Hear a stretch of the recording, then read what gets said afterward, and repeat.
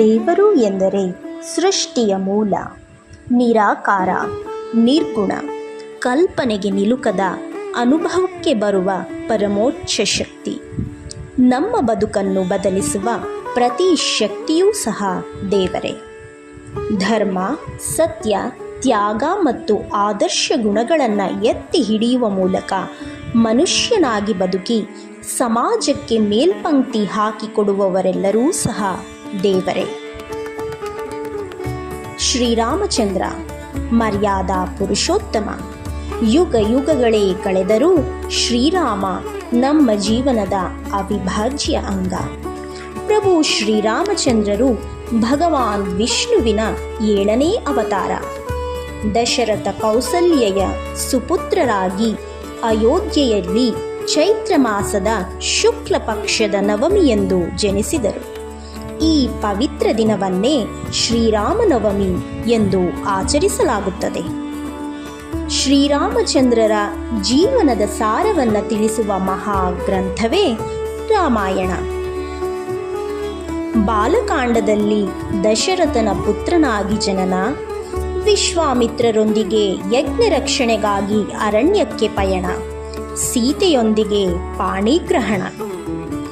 ಅಯೋಧ್ಯ ಕಾಂಡದಲ್ಲಿ ಕೈಕೇಯಿಯ ವರಪ್ರಭಾವದಿಂದ ರಾಮನ ವನವಾಸ, ಅರಣ್ಯಕಾಂಡದಲ್ಲಿ ದಂಡಕಾರಣ್ಯದಲ್ಲಿ ಮುನಿಗಳ ದರ್ಶನ, ಶೂರ್ಪಣಖಿ ಪ್ರಸಂಗ, ಸೀತಾಪಹರಣ.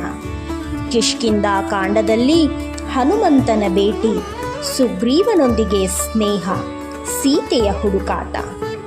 ಸುಂದರಕಾಂಡದಲ್ಲಿ ಹನುಮಂತನು ಲಂಕೆಗೆ ಹಾರಿ ಸೀತೆಯನ್ನು ಕಂಡು ಚೂಡಾಮಣಿಯನ್ನು ಪಡೆದುದು ಲಂಕಾದಹನ ಮಾಡುವುದು. ಯುದ್ಧಕಾಂಡದಲ್ಲಿ ಸೇತುಬಂಧನ, ರಾಮ ರಾವಣರ ಯುದ್ಧ, ರಾವಣನ ಸಂಹಾರ, ಸೀತಾ ಪರಿಗ್ರಹ, ಅಯೋಧ್ಯೆಗೆ ಪುನರಾಗಮನ ಮತ್ತು ರಾಮನ ಪಟ್ಟಾಭಿಷೇಕ. ಈ ಮಹಾಕಾವ್ಯವು ರಾಮನನ್ನ ಮರ್ಯಾದಾ ಪುರುಷೋತ್ತಮ ಎಂದು, ಸತ್ಯ, ಧರ್ಮ, ತ್ಯಾಗದ ಸಂಕೇತ ಎಂದು ತಿಳಿಸುತ್ತದೆ. ರಾಮನು ತನ್ನ ಮನುಷ್ಯ ಜೀವನದಲ್ಲೇ ದೈವಿಕ ಗುಣಗಳನ್ನು ಪ್ರದರ್ಶಿಸಿ ಸದ್ಗುಣ, ಧೈರ್ಯ ಮತ್ತು ನೀತಿಯ ಸಂಕೇತವಾಗಿ ಇಂದಿಗೂ ಭಕ್ತರ ಹೃದಯದಲ್ಲಿ ನೆಲೆಸಿದ್ದಾನೆ. ದಶರಥನಿಗೆ ರಾಮನಾಗಿ, ಕೌಸಲ್ಯಗೆ ರಾಮಭದ್ರನಾಗಿ, ಚಿಕ್ಕಮ್ಮ ಕೈಕೇಯಿಗೆ ರಾಮಚಂದ್ರನಾಗಿ, ಬ್ರಹ್ಮ ಋಷಿಗಳಾದ ವಸಿಷ್ಠರಿಗೆ ಪರತತ್ವವನ್ನು ತಿಳಿದ ವೇದಸೆಯಾಗಿ, ಅಯೋಧ್ಯ ಪುರಜನರಿಗೆ ರಘುವಂಶದ ಅರಸು ರಘುನಾಥನಾಗಿ, ಸೀತಾದೇವಿಗೆ ಮಾತ್ರ ನಾಥನಾಗಿ, ಮಿಥಿಲೆಯ ಜನರಿಗೆ ಸೀತೆಯ ಪತಿ ಸೀತಾಪತಿಯಾದ ಇಂತಹ ಪುರುಷೋತ್ತಮನಾದ ರಾಮನಿಗೆ ನಮಸ್ಕರಿಸೋಣ.